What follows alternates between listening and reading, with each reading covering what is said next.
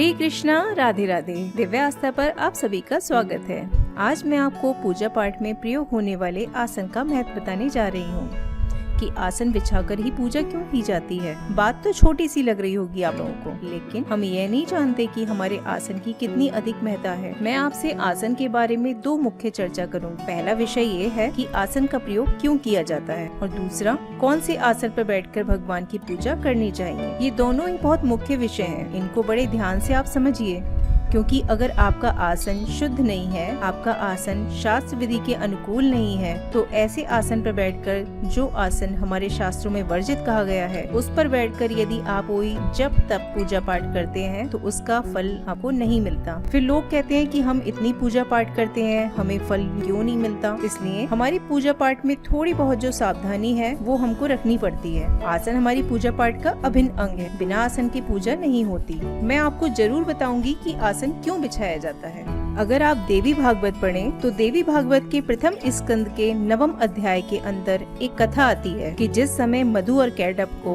भगवान ने मारा तो मधु और कैटभ का जो रक्त और मांस था वो समुद्र में और पृथ्वी में समाहित हो गया, और तब से पृथ्वी के अंदर मधु कैटभ का जो रक्त और मांस है उसका जो प्रभाव है वो 3 फीट तक पड़ता है। इसलिए जब हम कोई पूजा पाठ आदि करते हैं तो उस पूजा पाठ का जो फल है वो मधु और कैटभ अपनी ओर पृथ्वी में खींच लेते हैं। इसलिए आपने कभी भी देखा होगा कि पृथ्वी के अंदर एक गुरुत्वाकर्षण है जो अपनी ओर खींचने की शक्ति रखता है। आप देखें, आकाश से गिरने वाली बिजली भी सीधा पृथ्वी में जाती है, आकाश से गिरने वाला जल भी सीधा पृथ्वी में जाता है। कोई भी चीज ऊपर से जो आती है वो नीचे की ओर ही जाती है। अर्थात पृथ्वी के अंदर वो ताकत है, वो शक्ति है जो अपने अंदर हर एक चीज को समाहित कर लेती है। इसलिए जो भक्त पृथ्वी पर बैठकर भगवान की पूजा पाठ करता है उसका जो पूजा पाठ का फल है वो पृथ्वी अपनी ओर आकर्षित ना कर ले। इसलिए मधु कैटभ के दोष की निवृत्ति करने के लिए पृथ्वी के अंदर से जो ऊर्जा हमारी पूजा पाठ के फल को खींचती है उसके संबंध को विक्षिप्त करने के लिए हम आसन का प्रयोग करते हैं।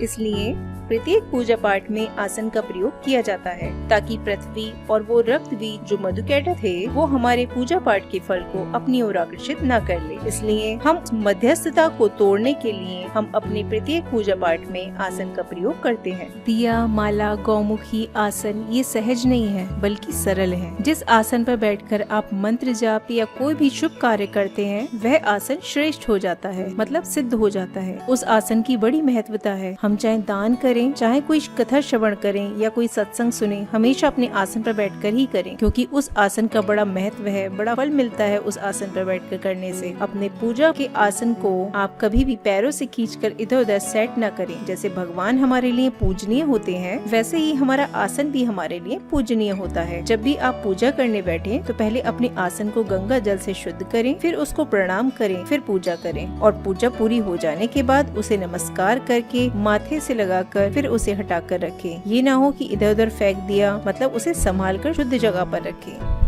दूसरा, हमको आसन तो बिछाना है, पर कौन सा? तो आजकल हम जो पूजा करते हैं ये एक तरीके की फॉर्मेलिटी है, क्योंकि जो पूजा का आसन होता है उसकी विशेषता अलग से होती है। सबसे पहले तो ये याद रख लें कि किसी दूसरे का आसन आप कभी अपने प्रयोग में न लेकर आए, क्योंकि उसकी जो चित्तवृत्तियाँ हैं, उसका जो अंदर का स्वभाव है, उसकी जो प्रकृति है, उसका जितना भी फल होता है उस आसन पर ही विराजमान होता है। अगर किसी की प्रकृति मलिन हो, उस मलिन प्रवृत्ति के व्यक्ति के आसन पर आप बैठकर पूजा करते हैं तो उसकी जो मलिन प्रवृत्तियां हैं वो आपके अंदर भी प्रवेश कर जाती हैं, क्योंकि आपके आसन से आपके मन की भी प्रवृत्तियां बदल रही होती हैं। इसलिए हमेशा आसन शुद्ध होना चाहिए, आसन हमेशा पवित्र होना चाहिए, और अगर हो सके तो कहीं भी यात्रा करने जाएं तो अपने आसन को अपने साथ लेकर जाएं और उसी आसन पर बैठें जिस आसन पर बैठकर आपने जब तक पूजा पाठ साधना आदि की है। वो आसन आपका सबसे पवित्र आसन होता है। अब करते हैं तीसरी बात। सबसे माननीय बात ये है, शास्त्रों में ये बताया गया है कि कौन सी आसन पर बैठकर आपको पूजा करनी चाहिए। व्यास जी के द्वारा कहा गया है कि बांस के आसन पर बैठकर जो जप करते हैं उनको दृढ़ता की प्राप्ति होती है। पत्थर पर बैठकर जप करने से रोग, और पृथ्वी पर बैठकर जप करने से दुख, और लकड़ी के आसन पर बैठकर पूजा करने से दुर्भाग्य की प्राप्ति होती है। तिनके पर धन और यश की हानि होती है।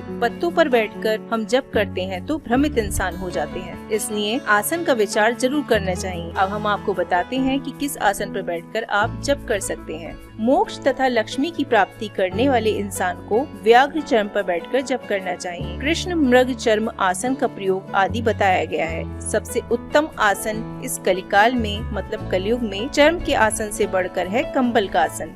कोई ऊनी आसन हो कंबल का, उस पर बैठकर जप करना चाहिए। चटाई आदि का प्रयोग नहीं करना चाहिए। दूसरा सर्वोत्तम आसन है कुशा का आसन। कुशा के आसन पर बैठकर जप करने से अनंत गुना फल की प्राप्ति होती है। यह शास्त्रों का वचन है। और जब भी आपको लगे कि आसन गंदा हो गया है तो उसे आप साफ करें, पर धोने के बाद जैसे कपड़े छिटकते हैं कि पानी सब निकल जाए, ऐसा आप अपने आसन के साथ ना करें। मतलब आसन को सिर्फ निचोड़कर आप सुखाने रखें, उसे धोने के बाद झाड़ना नहीं चाहिए। ऐसा हमारे गुरु ने हमको बताया है। मुझे आशा है पूजा पाठ में प्रयोग होने वाले आसन की महिमा के बारे में अब आपको पता लग गया होगा। जो शास्त्रों में जानकारी दी गई है वह हमने आपको इस वीडियो में बताई है। और मैं भी आपसे हाथ जोड़कर निवेदन करती हूँ कि अगर आपको मेरी वीडियो अच्छी लगी हो तो वीडियो को एक लाइक जरूर करें। आप लोग वीडियो को तो देखते हैं पर ना तो कभी वीडियो को लाइक करते हैं और न ही कभी चैनल को सब्सक्राइब करते हैं। वीडियो को लाइक करें और चैनल को सब्सक्राइब जरूर करिएगा। और हाँ, कमेंट सेक्शन में राधे राधे लिखना ना भूलिए। राधे राधे।